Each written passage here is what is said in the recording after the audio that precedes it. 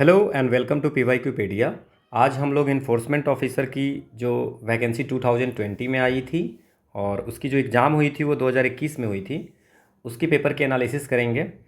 तो जैसे कि हम लोगों ने इससे पहले एपीएफसी की 2012 और 15 की एनालिसिस की थी, 2012 और 15 के पेपर की। 2016 में जो ईपीएफओ की एग्ज़ाम हुई थी उसकी भी हमने एनालिसिस की थी। टॉपिक वाइज हम लोग एनालिसिस करेंगे और सबसे पहले हम लोग ये देखेंगे कि वेटेज क्या था। तो और फिर हम एक दिन कंबाइंड देखेंगे कि किस सब्जेक्ट पे कितने वेटेज हैं, जितने भी पेपर हुई है। ठीक है। सबसे पहले हम लोग वेटेज देखते हैं कि जो 2021 में पेपर हुई थी उसकी क्या वेटेज थी। तो आप देख सकते हैं इसमें कि अकाउंट के 10 क्वेश्चन थे। अकाउंट के 10 क्वेश्चन थे। Industrialisation, labour laws, social security के 10 क्वेश्चन थे। साइंस एंड कंप्यूटर्स एप्लीकेशन के 25 क्वेश्चन थे। हिस्ट्री के 16 क्वेश्चन थे। इकोनॉमी के 8 क्वेश्चन थे। पॉलिटी के 4 क्वेश्चन थे। इंग्लिश के 20 क्वेश्चन थे। एप्टीट्यूड के 15 क्वेश्चन थे और करंट अफेयर्स के 4-5 क्वेश्चन थे करंट अफेयर्स के। Okay okay. तो आज जो हम लोग करने वाले हैं, करंट अफेयर के 4 नहीं थे, 10 क्वेश्चन के आसपास पूछे थे। तो करंट अफेयर के क्वेश्चन कुछ जो है आपको साइंस में भी आ जाते हैं, है ना, इन्वायरमेंट वगैरह टाइप के क्वेश्चन, कुछ जो है इकोनॉमी के क्वेश्चन को मिक्स रहते हैं। तो आप ऐसा एज्यूम कर सकते हैं अराउंड 10 क्वेश्चन जो है करंट अफेयर्स के भी आए थे। पॉलिटी के 4 क्वेश्चन थे। तो आज जो हम लोग करने वाले हैं वो हम लोग करेंगे अकाउंट्स के क्वेश्चन सबसे पहले करेंगे, अकाउंट के। फिर industrialisation, labour laws and social security के जो 10 क्वेश्चन है वो करेंगे।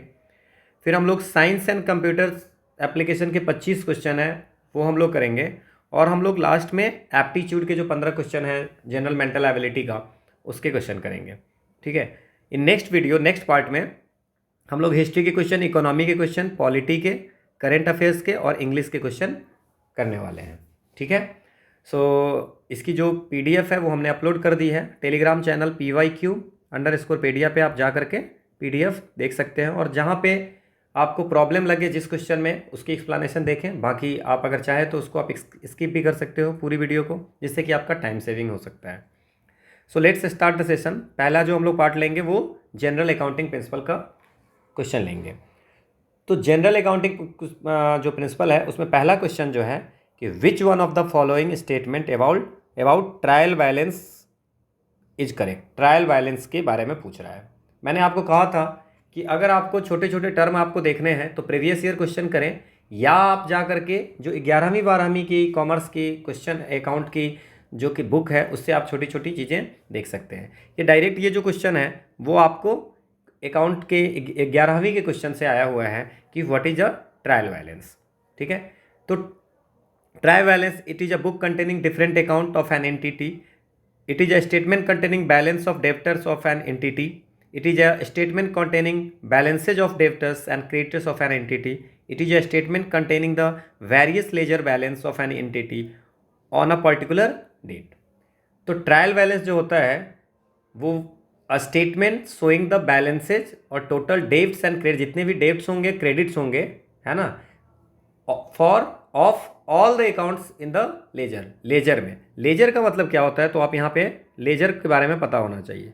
लेजर होता है बही खाता। तो जितनी भी बही खाता होते हैं उन सब में से जो आपको डेब्ट्स और क्रेडिट्स को टोटल करते हैं, that's a trial balance. So it is a statement containing the various ledger balances of an entity on a particular date, एक पर्टिकुलर टाइम पीरियड में। ठीक है। अब इसमें एक चीज़ आपको याद रखना है। तो इसमें सबसे ज़्यादा इंपॉर्टेंट क्या हो गया कि लेजर। अब लेजर क्या हो गया हिंदी में, आप समझ लीजिए कि बही खाता। तो अब वो जो होता है जिसमें आपको पर्सनल, रियल, नॉमिनल अकाउंट सारी एक जगह लिखी होती है। अब उसमें जो डेब्ट वाले होते हैं और क्रेडिट वाले होते हैं, है ना, total debit balance, total credit balance, वो हम लोग जो लिखते हैं वो होता है ट्रायल बैलेंस। आप सिंपल ये समझ लें। ठीक है। ये आपको एक्सप्लेनेशन देखिए, एनसीईआरटी के क्वेश्चन है, एनसीईआरटी के से उठाई गई है और ये आपका एक्सप्लेनेशन हो गया कि लेजर क्या है। अगला क्वेश्चन ये है हमारा कि wages paid for installation of a machinery is debited to which one of the following account. अब बहुत सारी अकाउंटेड होती हैं, अकाउंट होती है, जैसे वेज अकाउंट हो गया, मशीनरी अकाउंट हो गया, इंस्टॉलेशन अकाउंट हो गया and profit and loss account हो गया। तो अब क्या है कि वेज अकाउंट क्या होगा। अगर वेज अकाउंट की बात करें जिसमें जितनी भी सैलरी देते हैं किसी को भी, है ना, वो जो वेज या सैलरी जो दी जाती है एम्प्लॉई को, वो आप जिसमें अकाउंट में मेंशन करते हो, ठीक है ना, that's a wage account. Machinery account होता है कि मशीनरी अकाउंट में मशीनरी अकाउंट क्या हो गया, जैसे कि मान लेते हैं कि कोई नई मशीन लाते हो आप और उसका इंस्टॉलेशन होता है तो उसके लिए कुछ वेज पे करने होंगे, ठीक है। तो वो जो है वहाँ से कहाँ से डेबिट होगा, मशीनरी अकाउंट से। वेज और सैलरी कहाँ से होगा, ये डेबिट होगा वेज अकाउंट से। और प्रॉफिट लॉस अकाउंट क्या हो गया, ये जितने भी रेवेन्यू मतलब जो इनकम है और जो एक्सपेंसेज है एक पर्टिकुलर टाइम में, वो पूरा कौन कंटेन करता है, प्रॉफिट एंड लॉस अकाउंट, ठीक है। तो आपको इसमें समझ में आ गया होगा कि वेजेज पेड फॉर मशीनरी की, किसी मशीन के इंस्टॉलेशन के लिए जो वेज पे होता है वो कहाँ से डेबिटेड होगा, तो ऑफकोर्स मशीनरी अकाउंट से डेबिटेड होगा, ठीक है। इसकी एक्सप्लेनेशन आपको दी हुई है। अगला क्वेश्चन है when are current liabilities payable. अब पहले आपको पता होना चाहिए कि लायबिलिटी होती क्या है। जैसे मान लेते हैं किसी कंपनी को, किसी अदर बिजनेस को या किसी पीपल को, जैसे मान लीजिए कि उन्होंने किसी से कुछ सामान लिया तो उन्हें कुछ पैसा देना है, ठीक है। तो वो जैसे कि आप लोन ले लिए तो आपको देना है, तो दैट्स अ लायबिलिटी, कि कंपनीज ऑब्लिगेशन टू पे मनी, है ना, वो कंपनी की ऑब्लिगेशन है कि उसको उसको फ्यूचर में पे करना है।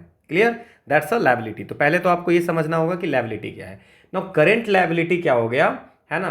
करेंट लायबिलिटी होता है, करेंट लायबिलिटी उसको बोला जाता है, जैसे कि मान लेते हैं कि आज हमने जो पहले कभी किसी ने लोन लिया है या आज लिया, लेकिन 1 साल के अंदर में उसको पे करना है, ठीक है। मैंने किसी पर्सन से पैसे लिए या आप क्या किसी से लिए 1 साल के लिए किसी से लिए, तो विद इन अ ईयर अगर आपको पे करने होते हैं तो उसको बोलते हैं करेंट लायबिलिटीज। तो आप समझ गए लायबिलिटी क्या हो गया, कि कंपनीज ऑब्लिगेशन टू पे मनी टू द पीपल और बिजनेस इन फ्यूचर, है ना, वो हो गया लायबिलिटी, ठीक है। जैसे कि मान लीजिए कि आपने ईएमआई लिया तो आपके ऊपर एक ऑब्लिगेशन है कि आपको उसको पे करना है, ठीक है, तो वो हो गया लायबिलिटी, है ना।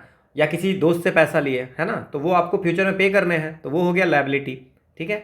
अगर करेंट लायबिलिटीज है कि अगर 1 साल के अंदर में पे करने हैं तो उसको हम लोग बोलेंगे कि करेंट लायबिलिटीज, ठीक है। So with in a year payable होता है।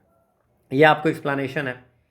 अगला क्वेश्चन है is the total of debit and credit side of trial balance the same. Again trial balance से क्वेश्चन पूछा और पूछ रहा है क्या, फिर अगेन ये जो है आपको एनसीईआरटी से उठाई गई है क्वेश्चन, ठीक है ना।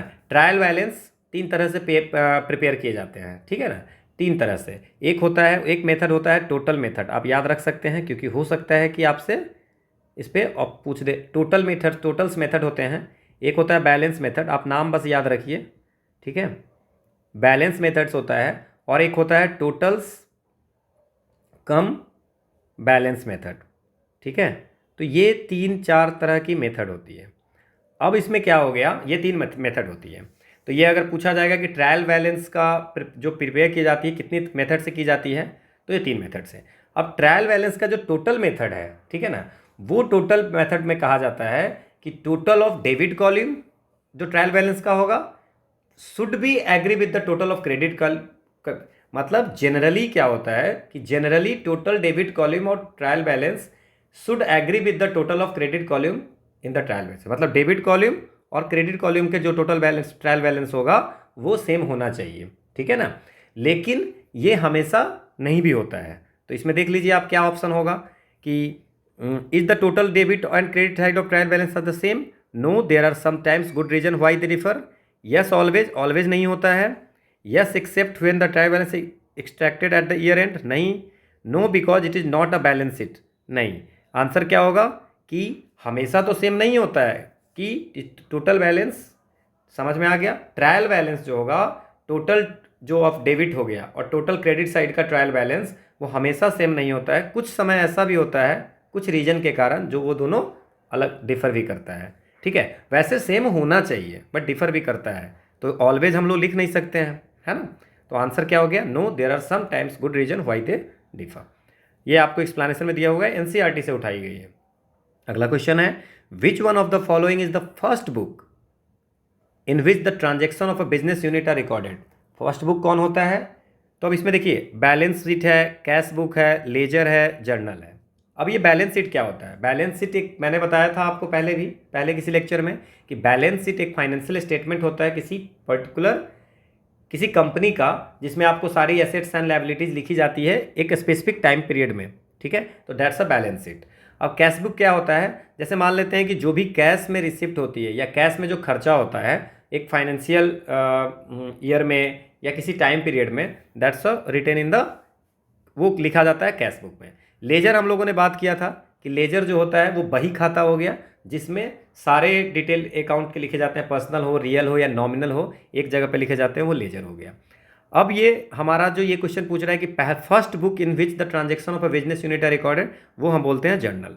अब जर्नल क्या होता है, जर्नल जो है ये जितना भी उस डिटेल में ट्रांजेक्शन लिखा जाता है, detail record of all the transaction, ठीक है, डेली भी जितनी भी ट्रांजेक्शन होती है वो सारी लिखी जाती है, transaction done by a business. तो हमारा क्या आंसर हो गया, फर्स्ट बुक जो होगा वो जर्नल होगा। ओके, ये एक्सप्लेनेशन में आपको लिखी हुई है। अगला क्वेश्चन है, which one of the following denotes gross profit. अब ग्रॉस प्रॉफिट क्या हो गया, देखिए ग्रॉस प्रॉफिट क्या होता है, ग्रॉस प्रॉफिट को हम लोग कभी ग्रॉस इनकम भी बोलते हैं, ठीक है। तो ग्रॉस इनकम क्या हो गया, रेवेन्यू, मतलब हमें कितना पैसा आया किसके करने से, सेल करने से। सेल करने से तो आप लिख सकते हैं सेल्स कॉस्ट, ठीक है, और माइनस रेवेन्यू, ये आया लेकिन हमें, ठीक है ना, बेचने में जो पैसा लगा है ना, कॉस्ट, ठीक है। तो आंसर क्या हो जाएगा, sales less cost of good sold. जो गुड आपने सोल्ड किया उस पर आपको कितने पैसे लगे, है ना, जो पैसे लगे। मान लीजिए कि आपने 5,000 रुपये आपको लगे बनाने में, ठीक है ना, और ने 5500 में बेचा, तो आपको प्रॉफिट कितनी हो गई, gross profit 500। So sales less cost of good sold, जितना पैसे सेलिंग से हुए और जो गुड सेल किए हैं, जो सेल किए हैं उसके कॉस्ट क्या लगे थे हमारे, दैट्स अ ग्रॉस प्रॉफिट, ठीक है। अब इसमें अगर एक नेट प्रॉफिट होता है, तो नेट प्रॉफिट क्या होता है, अब क्या है कि नेट प्रॉफिट एक is the amount of money, हमारी जो बिजनेस होगी वो जितना भी इंटरेस्ट हो गया, टैक्स एक्सपेंस हो गया, एक गिवन टाइम पीरियड में, वो सारा घटा करके जो प्रॉफिट होगा वो नेट प्रॉफिट हो गया। तो नेट प्रॉफिट में क्या हो गया, पूरी बिजनेस की बात हम कर रहे हैं, ठीक है ना। तो उसमें कुछ सामान होगा, कुछ सामान जो सेल करेंगे उसमें प्रॉफिट भी होगा, कुछ लॉस भी होगा, ठीक है ना। तो वो नेट प्रॉफिट हो गया। और ग्रॉस प्रॉफिट हो गया कि जितना सेल किए हैं उस पर कितना पैसा हमें उसको कॉस्टिंग क्या लगी थी बनाने में, ठीक है। सो ये आंसर, ये हमारा एक्सप्लेनेशन हो गया। अगला क्वेश्चन है कि what is the underlying accounting concept that supports no anticipation of profit but provision for all possible losses. बोल रहा है कि इसमें कौन सा अकाउंटिंग कॉन्सेप्ट है। तो बहुत सारी अकाउंटिंग कॉन्सेप्ट है, जैसे कि matching concept, materiality concept, consistency concept and conservatism, ठीक है। तो ये भी क्या होता है, इसमें जो हमारा पूछ रहा है कि no anticipation of profit, profit का कोई ये नहीं करना है कि हमें इतना प्रॉफिट होगा, बट कि हमारा लॉस कितना हो सकता है वो उसमें लिखा जाता है। मतलब कि प्रॉफिट कितना होगा वो नहीं लिख सकते हैं कि फ्यूचर में प्रॉफिट कितना हो गया, है ना। So no anticipation of profit but provision for all possible loss, कि हमारे फ्यूचर में कितनी लॉस होने वाली है वो मेंशन करते हैं। तो वो कौन से अकाउंटिंग कॉन्सेप्ट में है। अब इसमें होता है, ये होता है कंजर्वेटिज्म। कंजर्वेटिज्म प्रिंसिपल कहता है कि profit should not be anticipated, however all losses should be accounted irrespective whether they occurred और नॉट। लॉस हो या नहीं हो रहा है, नहीं हो रहा है, लेकिन जितना ऐसा लग रहा है कि हम लोगों को इतना लॉस होने वाला है तो वो सब मेंशन होता है, दैट्स अ कंजर्वेटिज्म। अब मैचिंग क्या होता है, अब इसमें मैचिंग, मैटेरियलिटी और कंसिस्टेंसी। मैचिंग कॉन्सेप्ट क्या होता है कि रिवेन्यू और एक्सपेंस ऑफ अ ट्रांजैक्शन, है ना, वो जो भी सेम अकाउंटिंग पीरियड में लिखी जानी चाहिए, कि सेम अकाउंटिंग पीरियड में मैचिंग में है कि रिवेन्यू कितना इनकम हुआ और कितना एक्सपेंसेस हुआ, है ना, वो सेम अकाउंटिंग पीरियड में लिखनी चाहिए, दैट्स अ मैचिंग कॉन्सेप्ट। अब मैटेरियलिटी कॉन्सेप्ट क्या होता है, तो मैटेरियलिटी होता है जे ऑल मैटेरियल फैक्ट, है ना, वो अकाउंटिंग प्रोसेस में पार्ट होना चाहिए, ठीक है ना। जैसे कि मान लेते हैं कि कोई एक इनसिग्निफिकेंट इन्फॉर्मेशन है, तो वो चीज़ें आप नोट डाउन मत करो अकाउंटिंग में, बट जो भी मैटेरियल, जो भी फैक्ट है ना, वो सारे अकाउंटिंग में मेंशन होने चाहिए, दैट्स अ मैटेरियलिटी। इसके बाद है कंसिस्टेंसी कॉन्सेप्ट।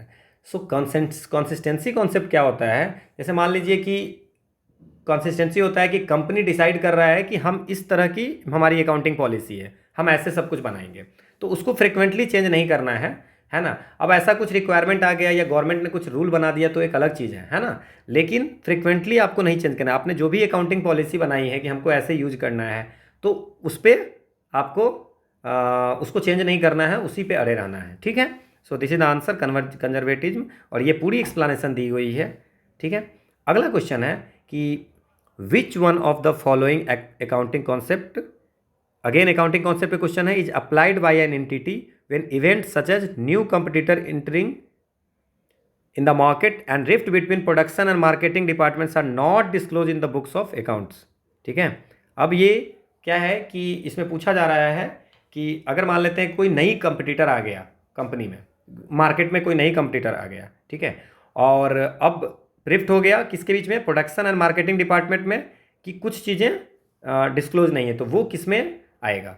सो मैचिंग के बारे में हम लोग पढ़ लिए हैं कि जो इनकम साइड होगा मैचिंग है ना, revenue and expenses of a transaction should be included in the same accounting period, तो मैचिंग समझ गए हम लोग। कॉस्ट, अब दो चीज़ें हैं इसमें जिसके बारे में बात करनी है, मनी मेजरमेंट और रेवेन्यू रिकॉग्निशन। अब मनी मेजरमेंट कॉन्सेप्ट क्या होता है, ये एक ऐसा अकाउंटिंग कॉन्सेप्ट है जो कहता है कि अकाउंटिंग में सिर्फ फाइनेंशियल ट्रांजेक्शन लिखना है, ठीक है ना, जिसमें मॉनेटरी टर्म्स में रिकॉर्ड कर सकते हैं वही लिखेंगे, उसको बोलते हैं मनी मेजरमेंट। ठीक है, तो मनी मेजरमेंट, तो हमारा क्या आंसर हो जाएगा, मनी मेजरमेंट। क्लियर, तो ये जो पूछा जा रहा है कि जैसे मान लीजिए कि which one of the following accounting concept applied by entity, कोई एंटिटी अप्लाई करता है जब ऐसा हो गया कोई कंपटीटर आ जाता है, ठीक है ना, और प्रोडक्शन और marketing department are not disclose in the books of, मतलब कि जो प्रोडक्शन और मार्केटिंग के बीच में रिफ्ट हो रहा है तो वो तो कोई फाइनेंशियल नहीं है, तो वो चीज़ हम अकाउंट में नहीं मेंशन करते हैं, वो कहाँ पे, मनी मेजरमेंट, क्योंकि मनी मेजरमेंट में सिर्फ हम लोग वही चीज़, वही जो फाइनेंशियल ट्रांजैक्शन होते हैं उसी को हम लोग अकाउंटिंग में रिकॉर्ड करते हैं जो मॉनेटरी टर्म में हो। ये लड़ाई हो गई, वो हमारा मॉनेटरी टर्म में नहीं होगा, तो हमारा आंसर हो गया मनी मेजरमेंट। अब ये रिवेन्यू रिकॉग्निशन क्या होता है, ये आप समझ लीजिए कि अगर अकाउंटिंग प्रिंसिपल में रिवेन्यू रिकॉग्निशन वो होता है कि revenue must be recognise as it is earned, ठीक है ना। अब रिवेन्यू जैसा अर्न हो रही है ना, वही वो उतना ही रिकॉग्नाइज होना चाहिए। अब अर्न का मतलब क्या हो गया, ठीक है, जैसे मान लीजिए कि अर्न कब का मतलब क्या हो, जैसे मान लीजिए कि अगर प्रोडक्ट हमारे कंपनी से निकल गया और प्रोडक्ट निकल करके अगर कस्टमर के पास डिलीवर्ड हो गया तो हम बोलेंगे कि हमें ये पैसा मिल गया, ठीक है ना, तो वो हो गया रेवेन्यू रिकॉग्निशन। क्लियर, तो ये सारी एक्सप्लेनेशन भी की हुई है। अगला क्वेश्चन है, which one of the following concerns prepares receipt and payment account. अब कौन सा concern receipt and payment account को प्रिपेयर करता है। अब इसमें क्या है ना कि कौन कौन सा है, ट्रेडिंग कंसर्न है, नॉन ट्रेडिंग कंसर्न है, मैन्युफैक्चरिंग कंसर्न है, company registered under companies act. So कौन प्रिपेयर करता है रिसिप्ट एंड पेमेंट अकाउंट, तो रिसिप्ट एंड पेमेंट अकाउंट जो होगा वो है ना, ये करता है नॉन ट्रेडिंग कंसर्न। कौन करता है, नॉन ट्रेडिंग कंसर्न। अब आपको ये पता होना चाहिए कि नॉन ट्रेडिंग कंसर्न क्या है और ट्रेडिंग कंसर्न क्या है, ठीक है, और इसमें और भी चीज़ है, मैन्युफैक्चरिंग कंसर्न है ना, इसके बाद ट्रेडिंग कंसर्न है। सो अगर आप इसमें बात करते हैं कि जैसे कोई भी इंडिविजुअल है या कोई इंस्टीट्यूशन है, तो ट्रेड के अलावा भी अगर किसी एक्टिविटी में वो है ना, तो उसको नॉन ट्रेडिंग कंसर्न या नॉट फॉर प्रॉफिट कंसर्न बोलेंगे, ठीक है। जैसे हॉस्पिटल्स हो गए, क्लब्स हो गए, लाइब्रेरी हो गए, है ना, कॉलेज हो गया, एथलेटिक हो गया। सो दैट्स मीन्स इंडिविजुअल और institution that are engage in activities other than trade and are known as non trading concern और नॉट फॉर प्रॉफिट कंसर्न। तो हमारा जो इसमें आंसर होगा रिसिप्ट एंड पेमेंट अकाउंट, वो नॉन ट्रेडिंग कंसर्न में हो जाएगा। अब मैन्युफैक्चरिंग कंसर्न में क्या हो जाएगा, कॉस्ट ऑफ प्रोडक्ट, है ना, जो भी कॉस्ट ऑफ प्रोडक्ट होगा, है ना, जैसे मान लीजिए प्रोडक्शन कर रहे हैं, ठीक है, तो रॉ मटेरियल हमको चाहिए, रॉ मटेरियल खरीदना पड़ेगा, उसको स्टोर करने के लिए पैसा, फिर यहाँ से वहाँ अगर आप मूव कर रहे हो तो उसके लिए पैसा चाहिए, ठीक है ना। तो वेरियस स्टेजेज होते हैं, तो उसमें जो पैसे लगते हैं, है ना, वो एक रॉ प्रोडक्ट से फाइनल प्रोडक्ट बनाने में जो पैसे लगते हैं, दैट्स वो जो आते हैं मैन्युफैक्चरिंग कंसर्न में। तो हमारा आंसर क्या हो गया, नॉन ट्रेडिंग कंसर्न। ओके, अब ये आपका है एक्सप्लेनेशन। अगला है, which one of the following statement is correct about income and expenditure account. ये हम लोगों ने पहले भी डिस्कस की थी कि इनकम एंड रियल अकाउंट क्या होता है। जैसे मान लेते हैं, अब रियल अकाउंट क्या होता है, पर्सनल अकाउंट क्या होता है, नॉमिनल अकाउंट क्या होता है, ये आपको पता होना चाहिए। तो रियल अकाउंटेंट होता है वो कि जैसे कि कोई भी एसेट्स हो गया ये टेंजिबल होगा, इनटेंजिबल होगा। टेंजिबल जिसको मैं टच कर सकते हूँ, जैसे कि लैंड हो गया, बिल्डिंग हो गया, और इनटेंजिबल हो गया जैसे किसी की गुडविल है, कॉपीराइट है, पेटेंट है ना। तो वो जो रखा जाता है, वो कोई भी एसेट होगा उसको रियल अकाउंट में रखी जाती है, ठीक है। पर्सनल अकाउंट होता है, पर्सनल अकाउंट होता है कि वो अकाउंट जिसमें आपको किसी इंडिविजुअल या कंपनीज या कोई फर्म या ऑर्गेनाइजेशन के बारे में लिखा जाता है, ठीक है, वो उसके लिए होता है, तो दैट्स अ पर्सनल अकाउंट। अब नॉमिनल अकाउंट क्या होता है, वो उस तरह का अकाउंट है जिसमें कितना इनकम हुआ, क्या प्रॉफिट हुआ, क्या लॉस हुआ, क्या खर्चा हुआ, वो सब लिखी जाती है। तो हमें पूछ रहा है इनकम एक्सपेंडिचर अकाउंट, तो नॉमिनल अकाउंट आंसर हो गया, ठीक है। ये एक्सप्लेनेशन है। अगला क्वेश्चन है, okay so this is all about the accounting part. अब जो है हमारा वो है industrial relation, labour laws and social security पे क्वेश्चन है। तो पहला क्वेश्चन है, who is an adolescent as per the factories act. Factories act 1948 में एडोलसेंट किसको बोला गया है? सो सेक्शन 2B क्या है? Section 2B of the factories act कहता है कि adolescent means a person who has completed his 15 years, who has completed 15 years and of age but is less than, 15 साल हो गया लेकिन 18 साल से, so completed his 15th year of age but has not completed his 18th year, उसको बोलते हैं adolescent. ये फैक्ट्री एक्ट के सेक्शन 2B में लिखा हुआ है, ओके। सो ये एक्सप्लेनेशन है। अगला क्वेश्चन है हमारा, इसमें कुछ चीज़ें हैं, क्लोजर मैच करना है, वर्कमैन, स्ट्राइक एंड लॉकआउट, ये जो भी हैं वो आपको IDA इंडस्ट्रियल डिस्प्यूट एक्ट में लिखी हुई है। अब आप इसमें देख लीजिए, सेक्शन 2CC में लिखी हुई है, 2CC में लिखी हुई है क्लोजर के बारे में, सेक्शन 2L में लिखा हुआ है लॉकआउट के बारे में, सेक्शन 2Q में लिखा हुआ है स्ट्राइक के बारे में, और सेक्शन 2S में वर्कमैन को डिफाइन किया गया है, ठीक है। अब क्लोजर क्या होता है? क्लोजर होता है कि क्लोजर का मतलब होता है permanent closing down of a place of employment या उसके किसी पार्ट को, ठीक है। तो permanent closing down of a place of employment या उसके किसी पार्ट को अगर परमानेंट क्लोज कर रहे हैं तो उसको बोलेंगे क्लोजर। अब क्या है लॉकआउट? क्या होता है लॉकआउट का मतलब होता है temporary closing of a place of employment, ठीक है ना, या सस्पेंशन ऑफ वर्क, या refusal by the employer to continue to employ any number of person employed by him. Lockout होता है कि जैसे कोई काम को, है ना, टेम्प्रोरी क्लोज कर दिए या वर्क सस्पेंशन कर दिए, ठीक है ना, ठीक है। तो लॉकआउट हो गया temporary closing down of a work place by the management. Employer जो होता है वो कुछ दिन के लिए वर्क को बंद कर देता है या काम सस्पेंशन ऑफ वर्क कर देता है, ठीक है। तो हो गया लॉकआउट। अब क्या है स्ट्राइक? क्या होगा स्ट्राइक? सेक्शन 2Q में क्या कहता है? स्ट्राइक का मतलब सेशन ऑफ वर्क्स, किसके द्वारा? A body of person employed in any industry, ठीक है, वो सब मिल करके काम को ये कर देता है, क्या करता है? काम बंद कर देता है, तो उसको बोलेंगे स्ट्राइक। अब वर्कमैन क्या हो गया? वर्कमैन डिफाइन किया गया है सेक्शन 2S में, कहता है any person including an apprentice employed in any industry to do any manual, unskilled या स्किल्ड, टेक्निकल, ऑपरेशनल, क्लर्कियल या सुपरवाइजरी वर्क, ठीक है ना, तो उसको बोलेंगे work. So any person employed in any industry to do skilled, unskilled और manual work. सो आंसर क्या हो गया हमारा? ये आपको इंडस्ट्रियल डिस्प्यूट एक्ट में लिखी हुई है और ये एक्सप्लेनेशन है। अगला क्वेश्चन है व्हाट इज कंट्रोल्ड इंडस्ट्री।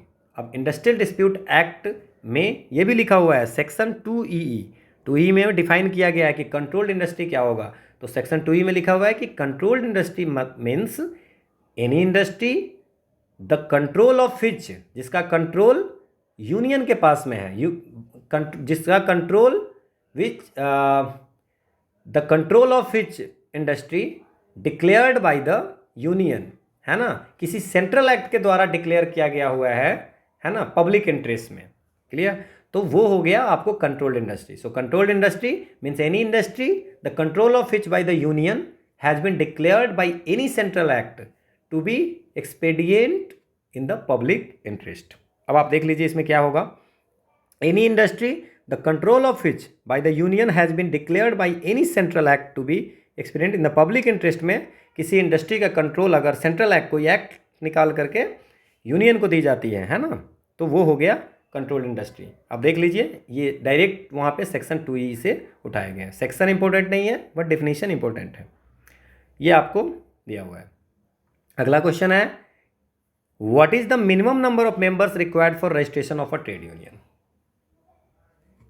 अब इसमें ना थोड़ी सी आपको ध्यान रखना है कि जैसे मान लेते हैं कि कोई भी ट्रेड यूनियन तभी रजिस्टर्ड होगा जब उसमें जितने भी एम्प्लॉई हैं उसके 10% या 100, 10% या 100 लोग उसके मेंबर होंगे। पहली चीज़ क्या हो गई, एटलीस्ट 10% या 100, मतलब अगर 1200 एम्प्लॉई हैं, ठीक है, किसी कंपनी में, तो ट्रेड यूनियन तब बनेगा जब कम से कम 100 लोग हों मेंबर, ठीक है। अगर मान लेते हैं 600 एम्प्लॉई हैं तो आप नहीं कह सकते हो कि 10%, तब कम से कम तब भी 100 लोग होंगे तभी बनेंगे, ठीक है। तो 10% या 100, ओके ओके। सो 600 है तो 60, क्लियर, 60 लोग हैं अगर मान लीजिए, ओके 600 लोग हैं तो 60 लोग भी होंगे तब भी आपके हो जाएंगे। तो ये तो हमारा, तो आप रजिस्टर के लिए जा सकते हैं। लेकिन आप जब रजिस्टर के लिए जाएंगे, रजिस्ट्रेशन के लिए, सेक्शन 4 कहता है कि रजिस्ट्रेशन के लिए अगर आप ट्रेड यूनियन एक्ट 1926 सेक्शन 4 कहता है कि 7 या उससे मेंबर कम से कम एप्लीकेशन देगा तभी होगा, तो मिनिमम 7 मेंबर देना चाहिए। और ट्रेड यूनियन तब रजिस्टर होगा जब उसमें कम से कम 10% या 100 लोग, ठीक है ना, ठीक है, उसके उसके अंदर में क्या कहते हैं, रजिस्टर होंगे। क्लियर, ये आपका एक्सप्लेनेशन है। अगला क्वेश्चन है, which of the following disputes is are considered as trade dispute. किसको इसमें ट्रेड डिस्प्यूट बोलेंगे, any dispute of any person connected with employment, non employment, condition of labour. आप सेक्शन 2G में जाइए, section 2G of the trade union act 1926, इसमें कहता है कि trade dispute means any dispute between किसके बीच में, एम्प्लॉयर या वर्कमैन के बीच में, या दो वर्कमैन के बीच में, या एम्प्लॉयर के बीच में होता है। किस रिगार्डिंग लड़ाई होगी, घर पे लड़ाई होगी तो नहीं, एम्प्लॉयमेंट या नॉन एम्प्लॉयमेंट के लिए या कंडीशन ऑफ लेबर के लिए अगर होती है लड़ाई तो उसको हम लोग मानेंगे डिस्प्यूट, ट्रेड डिस्प्यूट। सो आंसर क्या हो गया, इट्स अ 1, 2 एंड 3। ये एक्सप्लेनेशन आपको दी हुई है। अगला क्वेश्चन है कि what is the maximum amount of gratuity payable to the employ under the payment of gratuity act 1972। अब पेमेंट ऑफ ग्रेचुटी एक्ट 1972 के सेक्शन 4 में लिखा हुआ है पेमेंट ऑफ ग्रेचुटी। इसमें कहा गया है कि पेमेंट ऑफ ग्रेचुटी मिलेगी 15 दिन का वेज, कितना मिलेगा, 15 दिन का wage for each completed year. हर साल कंप्लीट होती है तो 15 दिन का वेज मिलना चाहिए, है ना, ईच कंप्लीटेड ईयर, जितने साल आप कंप्लीट किए हो उसका 15 साल का वेज करके मल्टीप्लाई करेंगे। लेकिन मैक्सिमम कितना पैसा मिल सकता है, 20 लाख, वो भी आपको 2020 में जो अमेंडमेंट हुई थी पेमेंट ऑफ ग्रेजुएटी एक्ट, उसमें ये 20 लाख की गई है, ठीक है। तो आंसर क्या हो गया, 20 लाख। ये आपको एक्सप्लेनेशन है। अगला क्वेश्चन है, what is the maximum number of hours in a week that an adult worker is allowed to work. ये भी फैक्ट्रीज एक्ट में दिया हुआ है। फैक्ट्रीज एक्ट में सेक्शन 51 में लिखा हुआ है कि no adult worker shall be required और allowed to work in a factory for more than 48 hours in a week. एक सप्ताह में 48 घंटे से ज़्यादा कोई भी एडल्ट वर्कर काम नहीं करेगा, ठीक है। ये आपको एक्सप्लेनेशन है। अगला क्वेश्चन है, what is the maximum period in which the appropriate government shall review and revise the minimum rates of wages under the minimum wages act 1948।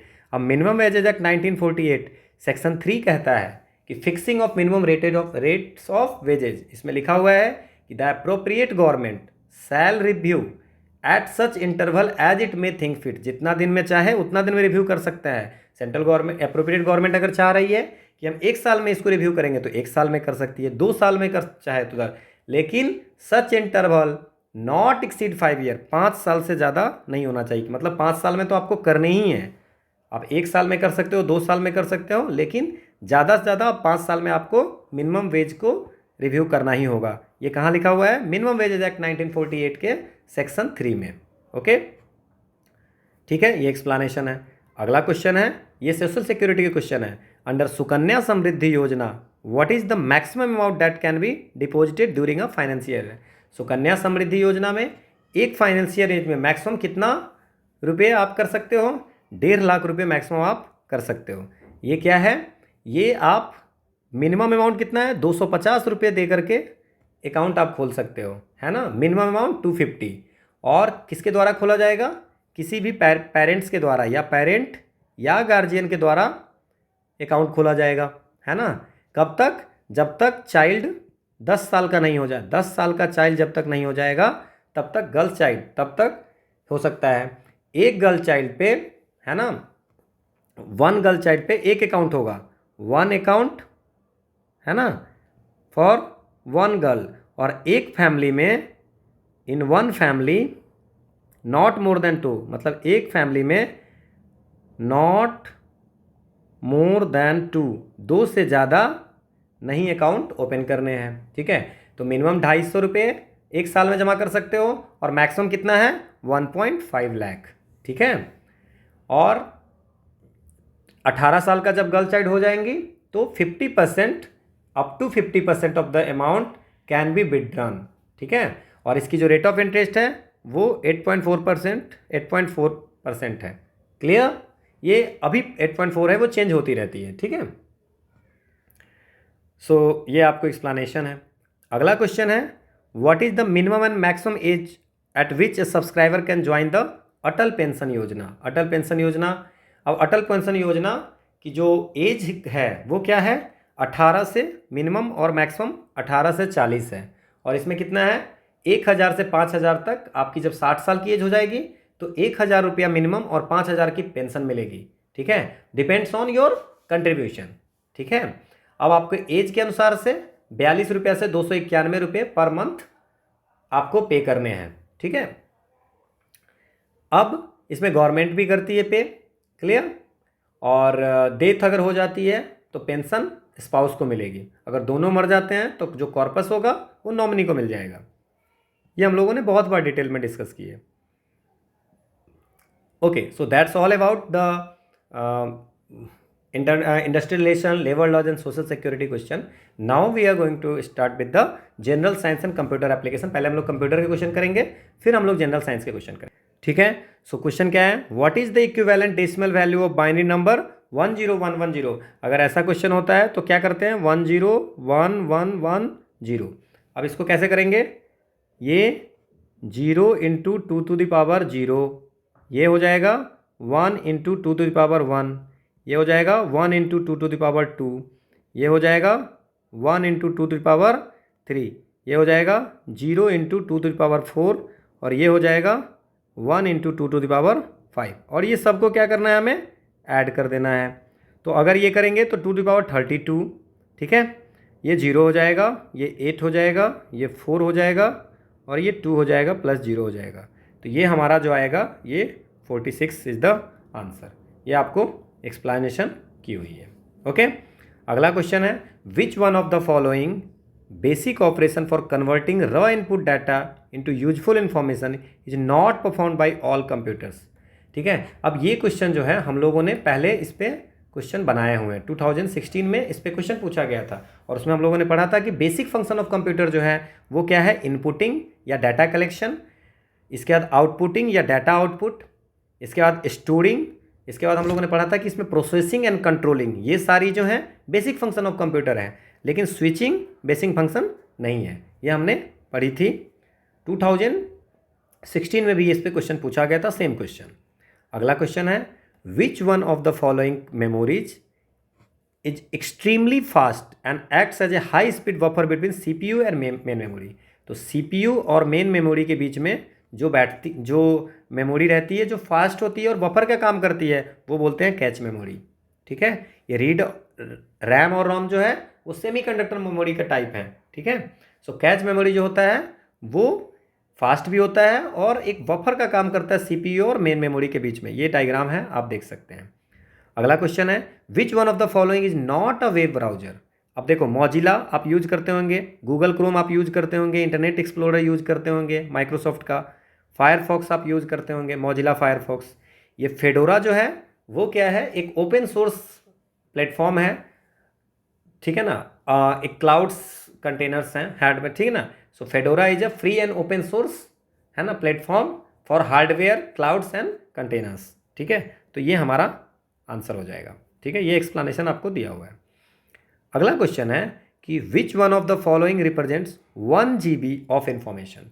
अब इसमें देखिए 1 किलोबाइट जो होता है, 1 किलोबाइट वो होता है 1024 बाइट, ठीक है। अब 1 मेगाबाइट जो होता है, मेगाबाइट वो होता है 1024 किलोबाइट। 1 गीगाबाइट जो होता है वो क्या होता है 1024 मेगाबाइट। तो आपका आंसर तो हो गया 1024 मेगाबाइट। अब इसमें बाकी भी अगर आपको टेरा देखना है तो 1 kilobyte 1024 bytes, 1 megawatt 1024 kilobyte, 1 gigabyte 1024 megabyte, 1 terabyte 1024 gigabyte, 1 petabyte 1024 टेरा, 1 हेक्साबाइट 1024 पेटाबाइट, 1 जेटाबाइट 1024 हेक्साबाइट, ठीक है ना। 1 येटाबाइट 1024 जेटाबाइट। तो ये आपकी पूरी डिस्क्रिप्शन है मेमोरी यूनिट का। अगला क्वेश्चन है which one of the following is not a language translator. कौन इसमें लैंग्वेज ट्रांसलेटर नहीं है। तो 3 तरह की ट्रांसलेटर होते हैं, 3 तरह का। एक होता है असेंबलर, एक होता है कंपाइलर और एक होता है इंटरप्रेटर। अब असेंबलर का काम क्या होता है, असेंबली लैंग्वेज को कन्वर्ट करता है किसमें, मशीन कोड में। कंपाइलर क्या करता है, हाई लेवल सोर्स कोड को मशीन कोड में ये कन्वर्ट करता है। इंटरप्रेटर क्या करता है, single line high level source code को मशीन कोड में कन्वर्ट करता है और फिर सीपीयू को चलाता है। और लिंकर क्या होता है, ये यूटिलिटी प्रोग्राम है ना, जिसमें ऑब्जेक्ट फाइल जो असेंबलर के द्वारा प्रोड्यूस किया जाता है और कंपाइल के द्वारा जो ऑब्जेक्ट फाइल प्रोड्यूस किया जाता है, जो बनता है, उसको दोनों को ज्वाइन करके और एक एग्जीक्यूटिव फाइल में बनाता है, ठीक है ना। और 2 तरह की होती है लिंकर, एक डायनेमिक और एक लिंकेज। तो आंसर क्या हो गया, जो लैंग्वेज ट्रांसलेटर नहीं है वो लिंकर है। ये एक्सप्लेनेशन आपको दिया हुआ है कि असेंबलर क्या है, कंपाइलर क्या है, इंटरप्रेटर क्या है और लिंकर क्या है, ठीक है। असेंबलर और कंपाइलर के द्वारा जो ऑब्जेक्ट फाइल आता है उसको क्या करता है, वो एक जगह ऐड करके ज्वाइन करके एक सिंगल एग्जीक्यूटिव फाइल बनाता है। अगला क्वेश्चन है हमारा कि which one of the following statement is correct, a device driver of output device. अब डिवाइस ड्राइवर क्या होता है, डिवाइस ड्राइवर जो होता है एक सॉफ्टवेयर एप्लीकेशन होता है, ठीक है ना। तो सॉफ्टवेयर एप्लीकेशन होता है डिवाइस ड्राइवर। अब इसका काम क्या होता है, जैसे कोई हार्डवेयर डिवाइस है उसको अगर किसी अनदर हार्डवेयर डिवाइस से अगर कनेक्ट करना है तो वो डिवाइस ड्राइवर का काम होता है। जैसे अब इसमें क्या हो जाएगा, interprets input provided by users into computer usable form, interprets computer output into user understandable form. तो ये क्या करता है, ये कंप्यूटर में जैसे मान लीजिए कि प्रिंटर अगर आप लगाते हैं, ठीक है ना, तो ऑपरेटिंग सिस्टम और पेरिफेरल जो हार्डवेयर डिवाइस है उस दोनों के बीच में कनेक्ट कराते हैं। So this one is the आपको डिवाइस ड्राइवर का काम ये हो गया, ठीक है ना। समझ गए आप, वन हार्डवेयर डिवाइस जैसे कंप्यूटर को इंटरेक्ट कराता है दूसरा हार्डवेयर डिवाइस जैसे कि प्रिंटर, है ना। तो वो किसके द्वारा कराया जाता है, डिवाइस ड्राइवर, ठीक है ना। उस डिवाइस ड्राइवर रहने से क्या होता है, उसको पता चलता है कि ये डिवाइस हमारे साथ कनेक्ट हुआ है। So interpret computer output into user understandable form, ठीक है। सो आंसर ये हो गया। अगला ये एक्सप्लेनेशन है आपका। अगला क्वेश्चन है हमारा, which one of the following registers is use to keep track of the next instruction to be executed. अब अगर इसका सीधे बोले तो इसका जो होगा आपको, जैसे सीपीयू रजिस्टर क्या क्या होता है, अब आप देख लीजिए। इसमें रजिस्टर क्या है, प्रोग्राम काउंटर है, इंस्ट्रक्शन रजिस्टर है, एक्यूमुलेटर रजिस्टर है, मेमोरी बफर और मेमोरी एड्रेस। अब रजिस्टर क्या होता है, a register is one of a small set of data holding place that are part of computer processor. Computer processor में जो डाटा को रखने का छोटा छोटा जो set of data holding places होती हैं उसको हम लोग रजिस्टर बोलते हैं, ठीक है। अब उसमें डाटा किस तरह के डाटा रहते हैं, कंप्यूटर स्ट्रक्चर हो गया, इंस्ट्रक्शन हो गया, या स्टोर का एड्रेस हो गया कि कहाँ पे स्टोर हो गया, या और भी कुछ तरह का अगर डाटा होगा तो वो होगा, ठीक है। और प्रोग्राम काउंटर का हमारा क्या काम है, जो सीपीयू में एक प्रोग्राम काउंटर होता है वो एड्रेस रखता है कि नेक्स्ट इंस्ट्रक्शन जो एग्जीक्यूट होने वाला है उसका। तो आंसर क्या हो गया, पूछा है कि कौन सा रजिस्टर है जिसको keep use to keep track of the next instruction to be executed, कौन सा नेक्स्ट इंस्ट्रक्शन एग्जीक्यूट होने वाला है उसका डिटेल लगता है, ठीक है। तो आंसर आपको समझ में आ गया। अब पूछा जा रहा है कि which one of the following is not an audio file, कौन सा ऑडियो फाइल नहीं है। तो आपको ये पता होगा, MPEG तो आपने सुना होगा, MPG है ना, MP3 है ना, ये .mp3 जो है ये MPG है, तो ये तो ऑडियो फाइल हो गया। अब आपने WAV सुना होगा, वेब फ्रॉम ऑडियो फाइल, इसका फुल फॉर्म होता है वेब फॉर्म ऑडियो फाइल। तो ये भी आपने सुना होगा, ये भी एक .WAV। तो वैप भी होता है, तो ये भी होता है, ठीक है। इसके बाद मिडी है एंड SWF है।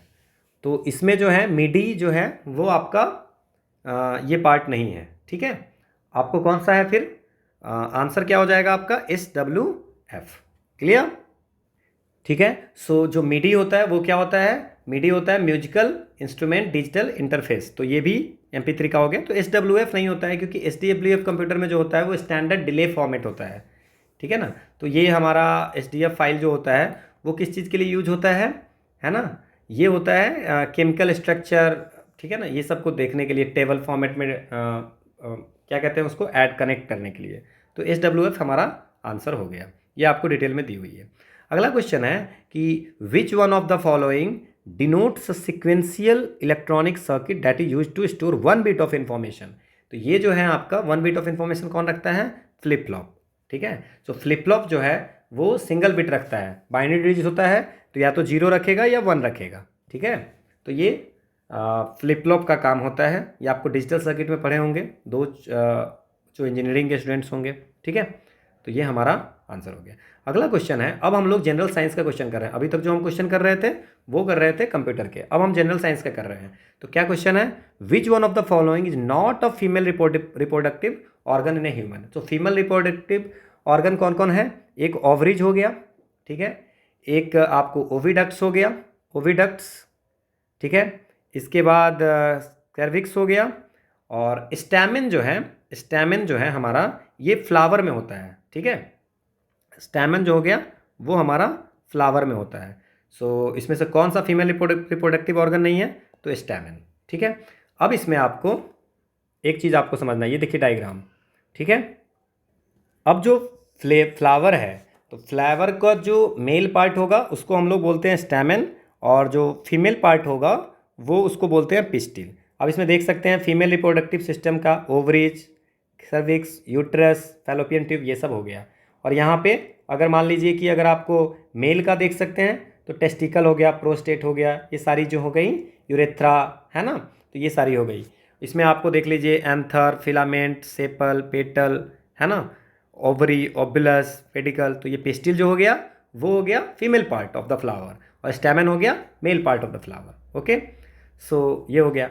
अब हमारा दूसरा क्वेश्चन ये कहता है कि which one of the following can not be called amphibian of the plant kingdom.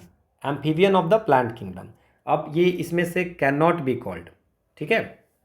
तो इसमें है रिशिया है, फ्यूनेरिया है, मैराचेंटिया है, तो ये है, ये live oats of the family है ना। ये फ्यूनेरिया जो है ये इसको कॉड मॉस भी बोलते हैं, है ना, और रिशिया जो है ये भी एक लाइव ओट्स है ना। सो इसमें जो है ये जो स्पाइरोगाइरा है वो एम्फीबियन ऑफ प्लांट किंगडम नहीं बोल सकते हैं, क्योंकि this is the free floating green algae है, ठीक है ना।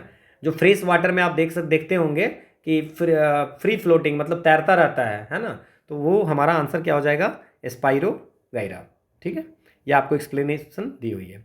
अगला क्वेश्चन है, which one of the following is not a consequence of deforestation. अब डिफॉरेस्टेशन से क्या होता है? हैबिटेट का लॉस हो जाएगा, मतलब जंगल नहीं है, यही हुआ ना, फ्लडिंग बढ़ जाएंगी, है ना, सूखा आ जाएगा, वाटर साइकिल को डिसरप्ट हो जाएगा, है ना, और ग्रीन हाउस बढ़ जाएगा, है ना। तो ये सारी चीज़ें होंगी, तो हमारा क्या हो जाएगा? डिक्रीज बायोडाइवर्सिटी, बिल्कुल सही है। सॉइल इरोजन होने लगेगा, पेड़ रहता है तो सॉइल को बचा के रखता है। रेनफॉल कम हो जाएंगे, ये भी सही है। तो हमारा क्या नहीं होगा? ग्राउंड वाटर टेबल बढ़ेगा कैसे? जब रेनफॉल कम हो जाएगा तो ग्राउंड वाटर टेबल बढ़ने की कोई बात ही नहीं है, ठीक है। तो आंसर क्या हो जाएगा? ए। ये आपको एक्सप्लेनेशन दी हुई है। अगला क्वेश्चन है, which one of the following chromosome has a mismatch pair in a normal human male. अब आप देख लीजिए कि ह्यूमन के हर सेल में कितने होते हैं? 23 पेयर ऑफ क्रोमोजोम होते हैं, 23 पेयर होते हैं। अब 6 क्रोमोजोम जो होते हैं वो मेल के क्या होते हैं? XY, ठीक है, और फीमेल के XX क्रोमोजोम होते हैं, ठीक है। सो मेल सेक्स क्रोमोजोम को हम लोग बोलते हैं मिसमैच पेयर, ठीक है ना। तो क्योंकि एक X है, ठीक है ना, और दूसरा क्या है? Y है, क्लियर, X और Y। तो इसमें जो है कि which one of the following chromosome has a mismatch pair in a normal human male? X chromosome. X chromosome जो है वो नॉर्मल साइज है ना, 1 इज अ नॉर्मल साइज जिसको X क्रोमोजोम बोलते हैं, दूसरा शॉर्ट साइज होते हैं जिसको वाई क्रोमोजोम बोलते हैं। तो आंसर क्या हो गया? X chromosome. यह आपको एक्सप्लेनेशन है। अगला क्वेश्चन है वैक्सीन वर्ड जो है वो कहाँ से लिया गया है? तो वैक्सीन वर्ड जो है ये आप WHO के साइट पे लिखी हुई है कि द टर्म वैक्सीन इज कहाँ से लिया गया? Latin word of for cow, ठीक है ना। तो ये आंसर क्या हो गया? काउ, ठीक है। अगला क्वेश्चन है which one of the following statement is true with regard to the image formation by two eyes of a person.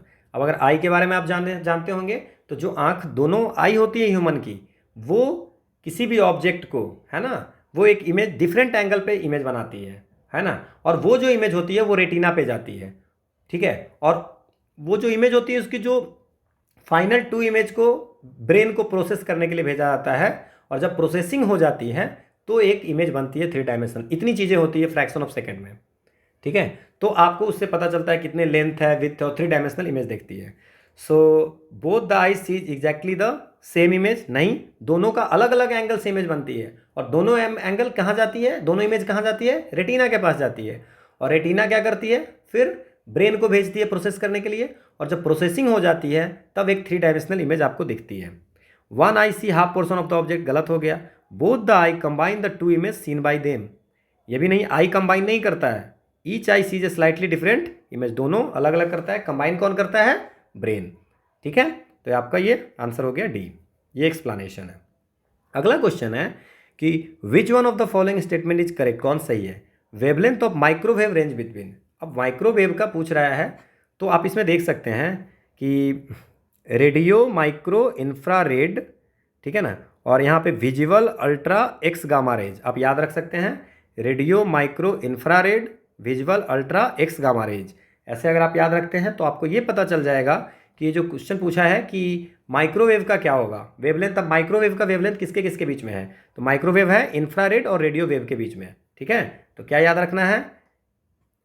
Radio micro infrared visual ultra x gamma rays. तो ऐसा याद रखेंगे तो आप बता सकते हैं कि इंफ्रारेड वेव और रेडियो वेव्स के बीच में माइक्रोवेव का क्या है? वेवलेंथ है, ठीक है।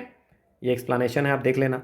अगला क्वेश्चन है कि which one of the following is the size of, hydrogen atom का साइज क्या होगा, किस ऑर्डर में होता है?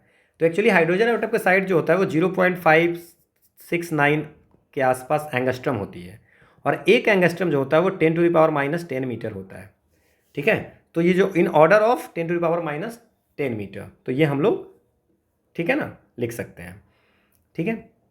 अगला क्वेश्चन है which one of the following statements regarding force, force के बारे में क्या सही है, ठीक है। तो क्वेश्चन क्या है? Positive force implies attractive nature, है ना। Negative force implies repulsive nature, और positive force can be both attractive and repulsive in nature, और negative force implies attractive nature. अब इसमें क्या है कि when the charge have opposite sign, तो फोर्स इज अट्रैक्टिव जो हो गया वो हम नेगेटिव फोर्स बोलेंगे। So force of attractive negative force, so a negative force implies attractive nature. While if both charges have the same size the force is repulsive, जो होगा वो पॉजिटिव फोर्स होगा। तो आप समझ गए हैं कि अगर मान लेते हैं एक पॉजिटिव चार्ज होगा एक नेगेटिव चार्ज होगा, तो नेगेटिव जो होगा तो नेगेटिव फोर्स कौन सा होगा? अट्रैक्टिव जो होगा, द फोर्स इज अट्रैक्टिव, वो negative force. So a negative force implies attractive nature. अगर बोथ चार्जेस सेम साइन का होगा तो फोर्स इज रिपल्सिव जो होगा वो पॉजिटिव फोर्स होगा, ठीक है। So a positive force implies repulsive nature, ठीक है। ये आपको एक्सप्लेनेशन में हमने बताई है, ठीक है। अगला क्वेश्चन क्या है कि when a dielectric material is kept in an external electric field which one of the following phenomena may be realize. अब डाइलेक्ट्रिक मटेरियल होता क्या है? अब डाइलेक्ट्रिक मटेरियल होता है जिसकी कंडक्टिविटी नहीं हो, पुअर कंडक्टिविटी हो, या ना के परफेक्ट होगा तो एकदम कंडक्टिव होगा ही नहीं, है ना। सो पुअर कंडक्टर होगा, उसको डाइलेक्ट्रिक मटेरियल बोलते हैं। अब इसको अगर आप रखते हैं किसमें? इलेक्ट्रिक फील्ड में, तो क्या होगा? तो अगर डाइलेक्ट्रिक मटेरियल पोलराइज हो जाएगा, है ना, इलेक्ट्रिक फील्ड में रखने पे पोलराइज होगा, तो उसको फेनोमेना हमको कैसे पता चलेगा? ठीक है ना, पोलराइजेशन, ठीक है। अगर उसमें रखें और पोलराइज हो गया तो इसका मतलब हो गया डाइलेक्ट्रिक मटेरियल को अगर इलेक्ट्रिक फील्ड में रखेंगे तो हमें क्या हो जाएगा? पोलराइज हो जाएगा। तो हमें कौन सा फेनोमेना पता चलेगा? पोलराइजेशन। अब मैग्नेटाइजेशन जो होता है वो क्या होता है, ठीक है ना। जैसे मान लेते हैं कि कोई मैग्नेटिक कोई मटेरियल है ना, कोई सब्सटेंस है, उसको आपको मैग्नेटिक बनाना है, तो उसको क्या करोगे? मैग्नेटिक फील्ड में रख दोगे तो मैग्नेट ये हो जाएगा, ठीक है ना, परमानेंटली मैग्नेटिक हो जाएगा, तो उसको बोलते हैं मैग्नेटाइजेशन। अब है कि फोटो आयोनाइजेशन क्या हो गया कि एक प्रोसेस है जिसमें एक आयन जो होता है फॉर्म होता है किसके, interaction of photon with an atom, किसी एटम के साथ फोटोन का इंटरेक्शन होता है तो आयन का फॉर्मेशन होता है, वो हो गया फोटो आयोनाइजेशन। ठीक है, तो ये आपको सारी समझ में आनी चाहिए, एक्सप्लेनेशन है। अगला क्वेश्चन है which one of the following substance when added to water will not change the pH. इसमें से कौन ऐसा है जिसको अगर हम वाटर के साथ ऐड करते हैं तो इसका पीएच नहीं चेंज होगा। अब इसमें होगा आंसर सोडियम क्लोराइड। क्यों होगा सोडियम क्लोराइड? क्योंकि जो सोडियम क्लोराइड है वो क्या होता है, न्यूट्रल साल्ट होता है, और इसमें कोई, ये न्यूट्रल साल्ट है, इसमें कोई एसिडिक या बेसिक प्रॉपर्टीज नहीं होता है। ठीक है, तो अगर इसको वाटर के साथ डिजॉल्व करते हैं तो क्या हो जाएगा, है ना, तो इसमें सोडियम अलग हो जाएगा, क्लोराइड अलग हो जाएगा, है ना, तो इसकी पीएच में कोई चेंज नहीं आएगा क्योंकि ये न्यूट्रल सॉल्ट है। अब अगर मान लीजिए NaHCO3, तो NaHCO3 क्या होता है, सोडियम बाइकार्बोनेट। क्या होता है, सोडियम बाइकार्बोनेट। ठीक है, तो ये पीएच चेंज कर देगा, ये और भी ज़्यादा मोर बेसिक हो जाएगा। ठीक है, ठीक है, ये वीक बेस है, सोडियम बाइकार्बोनेट वीक बेस है ना, और इसको अगर ये कर देंगे तो ये और ज़्यादा मोर बेसिक हो जाएगा। NH4Cl क्या हो गया, अमोनियम क्लोराइड, ये भी पीएच चेंज करेगा और इसको एसिडिक है ही, इसको मोर एसिडिक बनाएगा, है ना, ये वीक एसिडिक है, इसको मोर एसिडिक बनाएगा वाटर के साथ, अगर हम वाटर में डालेंगे तो। ये है Na2CO3। Na2CO3 होता है सोडियम कार्बोनेट, इसमें भी क्या होता है, ये स्ट्रॉन्ग बेस है और ये और भी ज़्यादा स्ट्रॉन्ग इसको बेसिक बना देगा। क्लियर? लेकिन NaCl जो है न्यूट्रल है, उसको पे कोई फर्क नहीं पड़ेगा। ठीक है, अगला क्वेश्चन है which one of the following on adding to water will not scatter a beam of light. किसको अगर हम लोग ऐड करते हैं वाटर के साथ में तो बीम ऑफ लाइट जो होगा उसको स्कैटर नहीं करेगा, ये क्वेश्चन है हमारा। तो इसमें क्या आप बोल सकते हो, ठीक है ना, तो इसकी जो आंसर होगी कॉपर सल्फेट, और ये NCERT में है। ये कॉपर सल्फेट को अगर वाटर से करते हैं तो not scatter a beam of light. बाकी जितने भी होंगे जैसे चॉक पाउडर है, मिल्क है, इंक है, इसको अगर ऐड करते हैं तो क्या होगा, ये जो सॉल्यूशन होगा वाटर सॉल्यूशन वो क्या हो जाएगा, क्लाउडी हो जाएगा। क्या हो जाएगा, क्लाउडी हो जाएगा, थोड़ा सा तो क्लाउडी हो जाएगा, तो उसके कारण लाइट जो है से स्कैटर करेगा। अब ये देख लीजिए, इसको हम लोग बोलते हैं टिंडल इफेक्ट, है ना। The scattering of light by colloidal particle is known as Tyndall effect. तो पहले कोलॉइडल बनाना पड़ेगा। तो आप देख लीजिए यहाँ पे एक टॉर्च है, ठीक है, और यहाँ पे एक वाटर में कॉपर सल्फेट सॉल्यूशन को रखा गया है, ठीक है, और यहाँ पे एक मिल्क को रखा गया है। तो मिल्क कोलॉइडल होगा क्योंकि मिल्क में प्रोटीन फैट्स होता है, तो वो क्या करेगा, लाइट को स्कैटर करेगा। क्लियर? तो ये आंसर क्या हो जाएगा हमारा, ये कॉपर सल्फेट हो जाएगा। ठीक है, NCERT का क्वेश्चन है। अब क्या है कि which one of the following will not be reduced by metallic zinc. अब देख लीजिए, अच्छी अच्छी क्वेश्चन पूछी जा रही है इसके, है ना। तो इसमें क्या होता है कि जो मेटालिक जिंक है ना, उससे कौन रिड्यूस नहीं होगा, है ना, रिडक्शन की बात कर रही है। सो एल्युमिनियम जो होगा वो नहीं होगा। So aluminium ions can not be reduced by metallic zinc. अब क्यों? क्योंकि एल्युमिनियम जो है वो ज़्यादा इलेक्ट्रोनेगेटिव है, किसके, जिंक से ज़्यादा इलेक्ट्रोनेगेटिव कौन सा है, इलेक्ट्रोनेगेटिव, है ना। तो ये जो इलेक्ट्रोनेगेटिव ज़्यादा है तो ये ज़्यादा ऑक्सीडाइजिंग एजेंट है एल्युमिनियम, तो उसको जिंक मेटल रिड्यूस नहीं करेगा। ठीक है ना, जिंक रिड्यूसन इसको रिड्यूस करके मेटालिक एल्युमिनियम नहीं बनाएगा। क्लियर? ठीक है, और बाकी कॉपर आयन जो है वो रिड्यूस हो सकता है मेटालिक जिंक से, और हाइड्रोजन आयन भी हो सकता है, और सिल्वर आयन भी हो सकता है। ठीक है, ये आपको एक्सप्लेनेशन है। अगला क्वेश्चन है who among the following discovered proton. Proton का आविष्कार किसने किया है? अब इसमें जो होगा वो रदरफोर्ड इसका होगा। ठीक है ना। सो न्यूट्रॉन का जेम्स चैडविक, इलेक्ट्रॉन का जे थॉमसन, प्रोटॉन का ई रदरफोर्ड। अल्फा पार्टिकल को स्कैटर करके वो किया था। ठीक है, सो ई रदरफोर्ड हमारा ये आंसर हो गया। अगला क्वेश्चन है consider the following balance equation. ये है एक कार्बन मोनोऑक्साइड है, एक carbon monoxide, 1 mole of carbon monoxide और 2 मोल हाइड्रोजन का मिला करके बना रहा है 1 mole of CH3OH methyl alcohol. ठीक है, अब पूछ रहा है कि how many moles of methyl alcohol can be obtained by reacting 2 mole of CO with 2 mole of H2। अब अगर मान लीजिए 2 मोल ऑफ अल्कोहल बनानी है तो क्या हो जाएगा, अगर 2 मोल ऑफ CO अगर हम रखते हैं और हमारा, तो यहाँ पे 4 मोल ऑफ H2 बनेगा। ठीक है, तो जा करके हमारा बनेगा CH2CH3OH। ठीक है, तो ये है नहीं हमारा 2 mole of CO with 2 mole of H2 ही बता रहा है। ठीक है ना। सो 2 मोल हमारे पास H2 2 ही मोल है, इसका मतलब हमारा क्या हो गया कि जो 2 मोल H2 है ना, वो लिम्पटिक रिएक्टेंट इन द रिएक्शन है ना।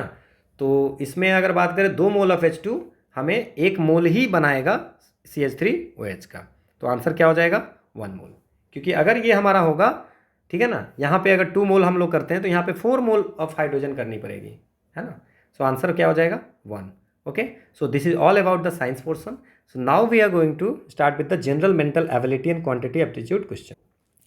पहला क्वेश्चन है क्या हमारा, how many times does the digit 3 appears between 1 से 100 तक के बीच में कितने बार 3 अपीयर करेगा। पहला क्वेश्चन ये हो गया। पहला पार्ट है such that the number where 3 appears is not divisible. 3 तो अपीयर कर रहा है बट डिविजिबल नहीं है 3 से। तो पहले हम लोग ऐसा कर लेते हैं कि कितने बार 3 आएगा।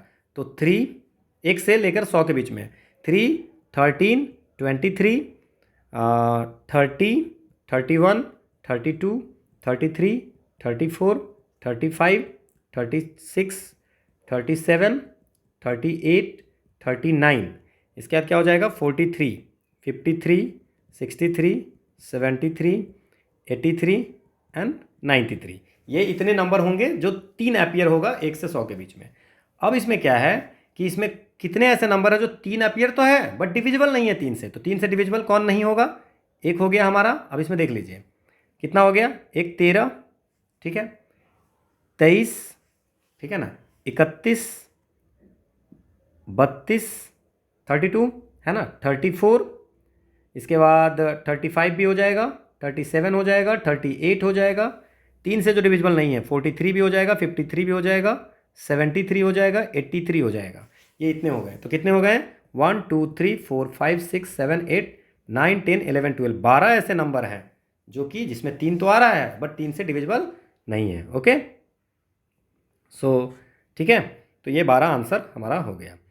अगला क्वेश्चन क्या है, which one of the following is the remainder when 74 to the power 100 divided by 9। अब 74 को 100 से डिवाइड करना है, ठीक, 74 टू द पावर 100। तो अब अगर आप मान लीजिए कि 74 टू द पावर 100 बाई 9 है, तो 74 को अगर हम डिवाइड करते हैं तो कितना आता है हमारा रिमाइंडर 2 आएगा। अगर 74 बाई 100 करेंगे तो 9 करेंगे तो सॉरी, तो 9 8 जा 72 और 2 रिमाइंडर हो गया। अब इस 2 रिमाइंडर जो है उसको 100 बाई 9 कर दूं तो इसमें क्या है 2 का पावर 3, ये 8 हो गया। सो 8 33 इंटू हम लोग 2 कर देते हैं बाई 9। अब अगर मान लेते हैं 2 का पावर 8 है तो उसको अगर रिमाइंडर करते हैं तो 8 बाई 9 हो जाएगा। तो 8 बाई 9 का मतलब क्या हो गया, कटेगा -1 रिमाइंडर, ठीक है, -1 रिमाइंडर और इंटू 2 बाई 9 तो -2 बाई 9। और जब ये माइनस आता है तो 9 से हम लोग जो टोटल नंबर है उसमें से 2 घटा देंगे तो 7 हो जाएगा। क्लियर। अब अगर मान लेते हैं कि हम लोग यहाँ पे जैसे कि 8 बाई 9 है तो हम नहीं कटा तो हम 8 ही छोड़ देते हैं डायरेक्ट। अगर 8 भी डायरेक्ट छोड़ देते बाई इंटू 2 बाई 9 तो क्या हो जाता 16 बाई 9, तो फिर भी हमारा 7 ही रिमाइंडर बचता। तो हमारा आंसर क्या हो जाएगा 7। ठीक है। अब क्वेश्चन है कि which one of the following is the arithmetic mean of √3 minus √2 and it's reciprocal. So √3 minus √2 and it's reciprocal, so √3 minus √2। तो इसको हम क्या करते हैं √3 प्लस √2 बाई √3 प्लस √2 से ये कर देते हैं। और अरिथमेटिक मीन पूछ रहा है तो बाई 2। अब इसको अगर हम सॉल्व करेंगे तो क्या हो जाएगा, ये √3 माइनस √2 और यहाँ पे क्या हो जाएगा प्लस √3 प्लस √2, क्योंकि नीचे जो होगा वो a minus B into A plus B, तो क्या हो जाएगा a square minus B square. तो √3 का स्क्वायर 3 और माइनस √2 का स्क्वायर 2, तो 3 माइनस 2 1, तो यही रह जाएगा। अब ये माइनस √2 कट जाएगा तो क्या हो जाएगा हमारा 2√3 बाई 2। तो आंसर क्या हो गया √3। ठीक है, आसान क्वेश्चन था। अगला क्वेश्चन है, suppose x and y are 2 positive number. x और y 2 पॉजिटिव नंबर है। अगर x से 2 घटा देते हैं और y में 2 जोड़ देते हैं, मतलब x से 2 घटा रहे हैं और y में 2 जोड़ दे रहे हैं तो ऐड कर दे रहे हैं, तो रेशियो हो जाता है 2/1। और अगर x में 2 ऐड कर दे रहे हैं और y से 2 घटा दे रहे हैं, मतलब x में 2 ऐड कर दे रहे हैं और y से 2 घटा दे रहे हैं, तो हमारा रेशियो हो जाता है 3/1। तो पूछ रहा है कि x माइनस वाई क्या होगा। अब यहाँ से हम लोग ना इक्वेशन तैयार करते हैं, ठीक है। तो इक्वेशन कैसे तैयार करेंगे, चलिए। सो ये क्या हो जाएगा, x minus two is equal to 2y plus 4, 2y plus 4। तो इसके क्या हो जाएगा, x is equal to 2y plus 6, ठीक है। ये पहला इक्वेशन हो गया। दूसरा अगर इसको सॉल्व करें तो क्या हो जाएगा, x plus two is equal to 3y minus 6। So this is x is equal to 3y minus 8, ये 2 हो गया। अब इक्वेशन 1 और 2 को दोनों को अगर हम इक्वेट करते हैं तो क्या y की वैल्यू निकल जाएगी। So 2y plus 6 is equal to 3y minus 8। तो 2y 3, ये क्या हो जाएगा, 8 6 14। तो y की वैल्यू कितनी हो गई, ये y की वैल्यू 14 हो गई। सो y की वैल्यू 14 हो गई तो x की वैल्यू कितनी हो जाएगी, ठीक है, किसी भी इक्वेशन में रख देते हैं। So x is equal to 2 into 14 plus 6। तो x की वैल्यू कितनी हो गई, 34। तो x की वैल्यू 34, y की वैल्यू 14, तो x माइनस वाई की वैल्यू कितनी हो जाएगी, 20। So answer is 20। अगला क्वेश्चन है, let n greater than 1 be a composite natural number. अब कंपोजिट नेचुरल नंबर क्या होता है, कंपोजिट नेचुरल नंबर वो होता है जिसको एक खुद से तो कटेगा ही कटेगा, 1 और खुद से कटेगा, एंड उसके साथ कोई ना कोई एक नंबर से जरूर कट करेगा, ठीक है ना। प्राइम नंबर होता है 1 और अपने आप के अलावा किसी से नहीं कट होता है, ठीक है ना। और कंपोजिट नंबर होता है कि 1 अपने आप और किसी और पॉजिटिव नंबर से कम एक से कटेगा, तो वो हो गया कौन composite number. Whose square root is not an integer, square root जिसका इंटीजर नहीं है, एक कंपोजिट नंबर है जिसका स्क्वायर रूट इंटीजर नहीं है। तो पहले तो ये बता दिया। अब अगर हम मान लेते हैं कि कोई एक नंबर लेते हैं, जैसे मान लेते हैं कि n की वैल्यू हम लोग 12 ले लिए, ठीक है। तो 12 है, इसका क्या क्या फैक्टर हो जाएगा, 3 इंटू 2⁻², है ना। तो मतलब कि 3 इंटू 4, है ना। और रूट 12 अगर कर रहे हैं तो हमारा क्या वैल्यू है कि 3.46। सो 3.46 हो गया, मतलब कि हमारा बात हो गया कि कंपोजिट नेचुरल नंबर हो गया और स्क्वायर रूट जो है सो इंटीजर भी नहीं है, दोनों चीज़ हो गया। अब क्वेश्चन क्या स्टेटमेंट क्या पूछ रहा है वो देखो। n has a factor which is greater than 1, n के पास एक फैक्टर है जो ग्रेटर देन 1 है, तो 3 जो है वो ग्रेटर देन 1 है, ठीक है। But less than the square root of n, but जो ये फैक्टर है क्या लेस देन है, स्क्वायर रूट ऑफ 12 से लेस देन है। बट अच्छा, एक फैक्टर है, ठीक है ना इसका, तो फैक्टर क्या हो गया 3, और 3 एक फैक्टर है वो 1 से बड़ा है, और बट लेस देन किससे है, 3 रूट 12 से। तो बिल्कुल सही है, तो पहला स्टेटमेंट हमारा सही हो गया क्योंकि 3.46 है, 3.46 बड़ा है 3 से। Clear. n has a factor which is greater than the square root of n but less than n। अब क्या कह रहा है, इसका एक फैक्टर क्या है 12, 4 है, ठीक है। So n has a factor which is greater than the square root of, अब ये बड़ा है इससे square root of n but less than n, but n से छोटा है, n क्या है 12, तो 12 से छोटा है 4, तो दोनों सही हो गया। तो हमारा बोथ 1 और 2 सही। आप कोई भी एग्जाम्पल ले सकते हो, 15 ले सकते हो, है ना, ठीक है। 16 नहीं ले सकते हो क्योंकि 16 का रूट हो जाएगा 4, और हमें बोल दिया है कि not an integer square root, ठीक है। तो आंसर हो गया बोथ 1 और 2। अगला क्वेश्चन है, which one of the following is the average of all prime numbers between 21 से 55 के बीच में। तो 21 से 55 में प्राइम नंबर वो हो गया नंबर जो अपने आप और एक के अलावा किससे नहीं कटेगा। तो 23, 29, 31, 37, 41, 43, 47, 53, ये टोटल कितने हो गए 1 2 3 4 5 6 7 8। अभी सबको ऐड कर दीजिए, और ऐड करके किससे डिवाइड कर देना है, 8 से। सो 304 आता है, 304 को 8 से अगर करते हो तो कितनी हो जाएंगी 38, ठीक है। Clear, okay. अगला क्वेश्चन है, if the ratio of speed of A and B is 5/6, speed की रेशियो 5/6 है, B allows as start of 70 metre, B A को 70 मिनट की स्टार्ट देते हैं। कितना दूर की रेस है, 1.2 किलोमीटर की एक रेस हो रही है। तो पूछ रहा है कि कौन रेस जीतेगा और कितने से जीतेगा, ठीक है। तो अब हमें बोला क्या है कि speed of A and speed of B का दिया हुआ है 5/6। क्लियर। अब टोटल डिस्टेंस कितनी है, टोटल डिस्टेंस जो है वो जो डिस्टेंस है वो होगा 1.2 किलोमीटर, मतलब 1200 मीटर, क्योंकि यहाँ पे मीटर में दिया हुआ है, ठीक है ना। और 70 मीटर का भी यहाँ पे मीटर में दिया हुआ है, तो 1200 मीटर। अब ये क्या है कि जैसे मान लीजिए कि एक की जो दूरी तय होगी, है ना, so distance travelled by A in same time, अगर टाइम सेम है तो डिस्टेंस सेम टाइम बी जितना देर में करेगा ना, बी कर रहा है 70 मीटर का दे रहा है इसको, है ना, तो distance travel by A in same time as B जितने देर में तय करेगा दूरी, है ना, उसके समय में ए कितना करेगा, तो ये 5/6 है इंटू 1200, मतलब बी कितना करेगा 1000 मीटर। ये तो हो गया। लेकिन क्या होता है कि बी जो है ए को 70 मीटर का ये देता है, स्टार्ट देता है, ठीक है, तो ए को 70 मीटर, तो ए की दूरी, ए कितना दूर चलेगा 1070 मीटर चलता है, तो मतलब बी जितना देर में 1200 मीटर चलता है, ए उतना देर में 1000 मीटर चलता है, पहला चीज़। दूसरा चीज़ है कि 70 मीटर का देता है, इसका मतलब 1070 मीटर चलता है। मान लीजिए यहाँ से रेस स्टार्ट हो रहा है, ये 1200 मीटर है, अब ए इतना ही दूर जा पाएगा, है ना, जहाँ तक 1000 मीटर पूरा हो रहा है, लेकिन 70 मीटर का स्टार्ट हो गया तो यहाँ तक जाएगा जहाँ तक 1070 मीटर चलेगा। क्लियर। अब क्या है इसमें कि तो 1070 मीटर और बी कितना चला, बी उतना टाइम में कितना चला 1200 मीटर, तो दोनों के बीच में बी कितना में जीतेगा 130 मीटर से बी विन कर जाएगा। ठीक है, आसान सा क्वेश्चन था। अगला क्वेश्चन है कि मिस्टर एम जो है उसकी आयु जो है वो 60 वर्ष है। ठीक है, अब क्या है कि एम जो है वो है 60 ईयर्स के, आर जो है, देखिए एम की आयु 60 वर्ष है, आर एम से 5 वर्ष छोटा है, आर जो है एम से 5 वर्ष छोटा है, मतलब 60 - 5, एम से 5 वर्ष छोटा है तो 55 साल का हो गया। अब क्या है, एम से 5 वर्ष छोटा है और भी से 4 वर्ष बड़ा है ना, भी से 4 वर्ष बड़ा है, तो भी का अगर 51 होगा तभी तो, है ना, भी का 51 होगा तभी तो 4 वर्ष बड़ा होगा आर, मतलब आर एम से 5 वर्ष छोटा है और भी से 4 वर्ष बड़ा है।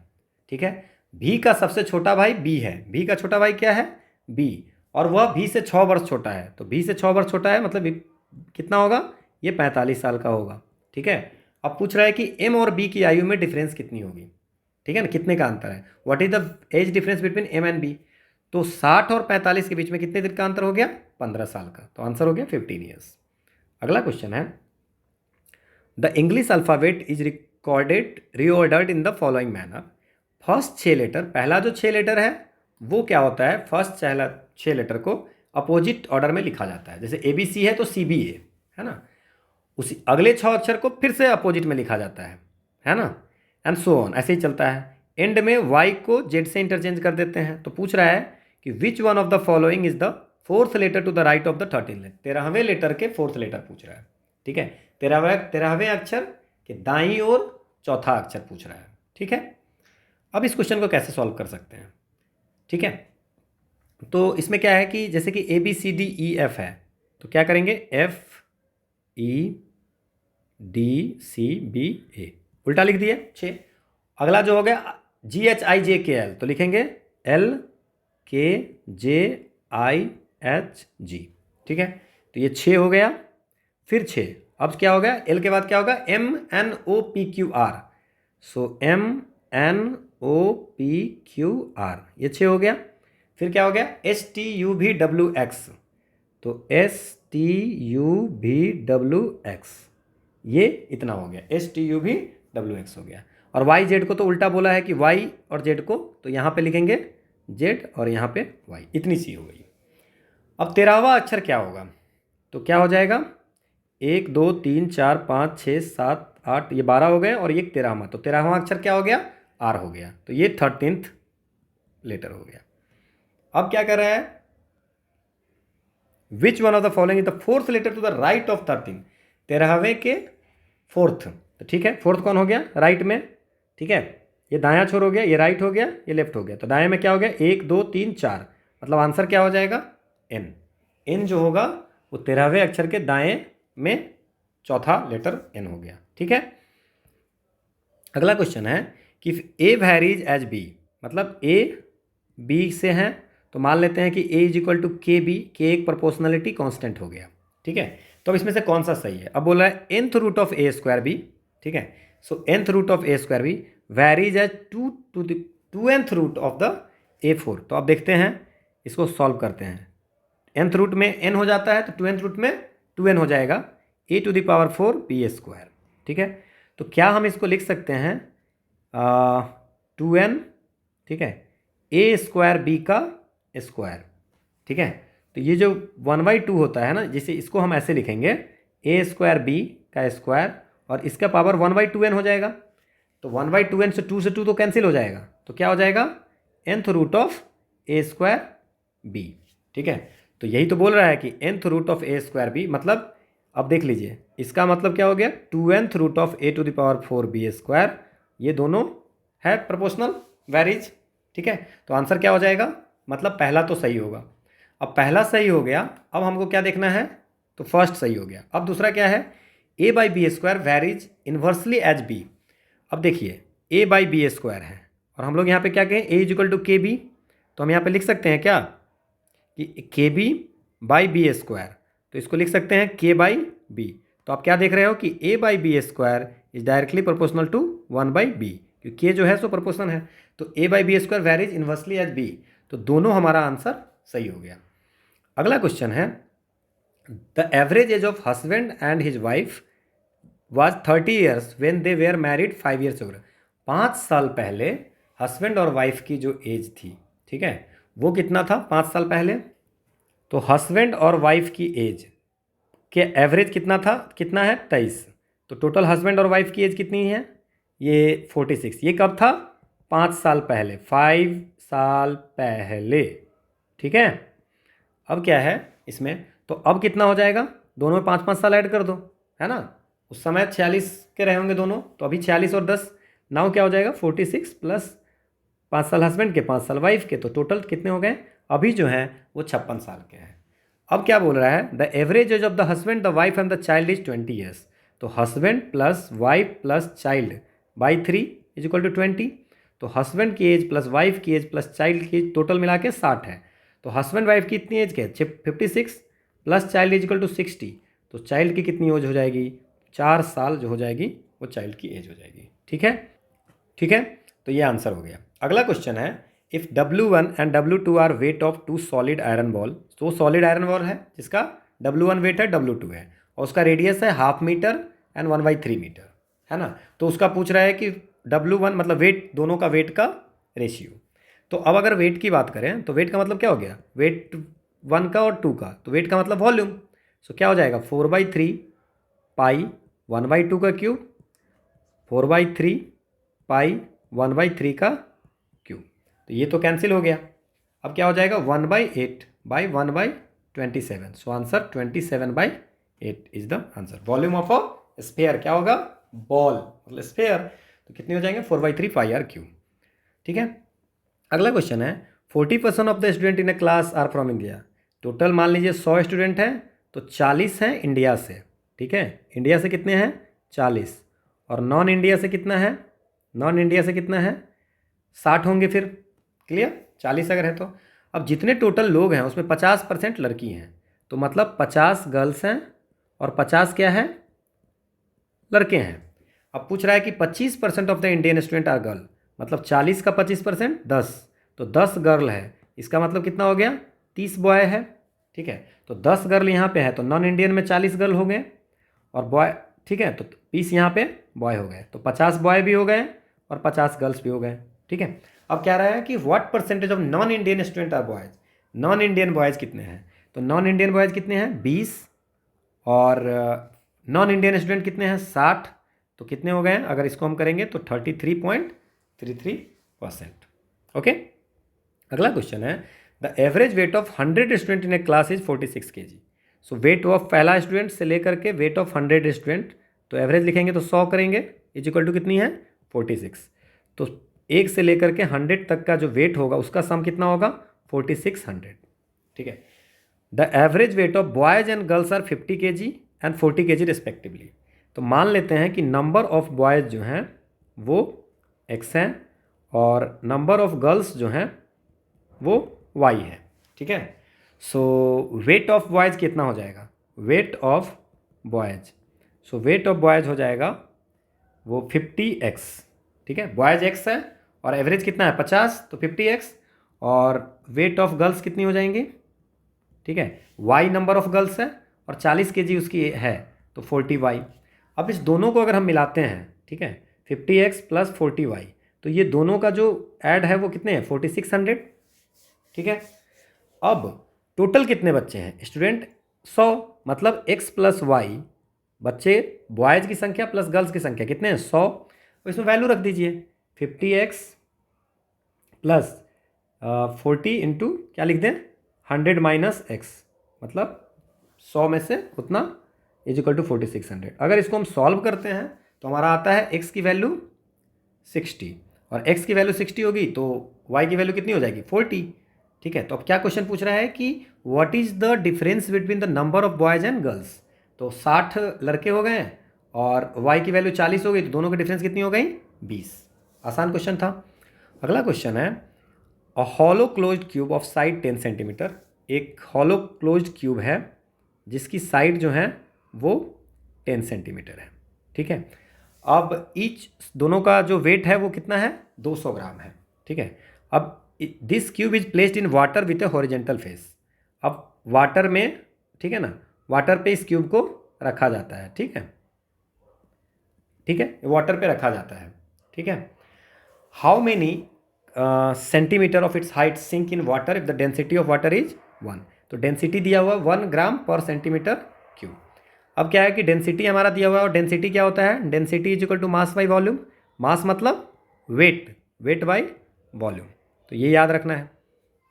अब क्या है कि जैसे मान लेते हैं कि अगर ये इसको पानी पे रखेंगे तो पानी में कुछ डूबेगा, तो मान लेते हैं कि लेट क्यूब सिंक कितना डूबेगा, 1 सेंटीमीटर डूबेगा, ठीक है।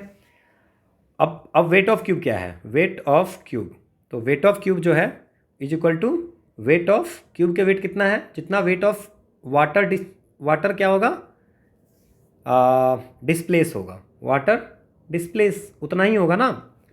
अब एक फेस का अगर इसका सरफेस की एरिया बताए तो सरफेस की एरिया कितनी हो जाएगी, 10 गुने 10, 100 सेंटीमीटर स्क्वायर। अब वॉल्यूम क्या हो जाएगा, volume of water displace, water displace, ठीक है। तो ये इतना दूर के एरिया का डिस्प्लेस होगा, तो क्या हो जाएगा, एरिया कितनी है, 100, ठीक है, और कितना डिस्प्लेस हुआ, x। तो मान लीजिए कि अगर ये यहाँ तक डिस्प्लेस हुआ तो ये 100 और ये x, ठीक है ना, तो 100 इंटू x सेंटीमीटर क्यूब ये वाटर डिस्प्लेस होगा। अब weight of water displace, weight of water displaced, तो वेट ऑफ वाटर डिस्प्लेस कितना हो जाएगा, 100 इंटू एक्स इंटू 1, क्योंकि डेंसिटी जो है ना, वो mass into mass, weight by volume है, तो वेट क्या हो जाएगा, डेंसिटी इंटू वॉल्यूम। तो डेंसिटी कितना है 1, वॉल्यूम कितनी है 100 इंटू एक्स, तो वेट ऑफ वाटर डिस्प्लेस पता चल गया हमको, ठीक है, तो 100x। अब ये जो है हमसे पूछा है कि जो ईच वेइंग 200 ग्राम, हॉलो वाला जो है वो ये जो है इसका 200 ग्राम है, तो दोनों को इक्वेट कर दीजिए, 100x वेट और वेट हमें दिया हुआ है 200 ग्राम, है ना, तो x की वैल्यू कितनी हो जाएगी, 2 सेंटीमीटर। ये इतना ग्राम होगा और ये 200 ग्राम होगा, 100x ग्राम और ये इंटू, तो ये 2 centimetre is the answer. Okay, so this is all about the 2016 की फर्स्ट पार्ट में हम लोगों ने 60 क्वेश्चन सॉल्व किए हैं 2021 के। अब हम लोग इसकी PDF आपको यहाँ टेलीग्राम पे मिल जाएगा, और अब हम लोग जो करेंगे सेकेंड पार्ट करेंगे, एंड उसके बाद हम लोग 2002 एंड 2004 के जो APFC के क्वेश्चन हैं वो भी हम लोग सॉल्व करेंगे। So thanks for watching.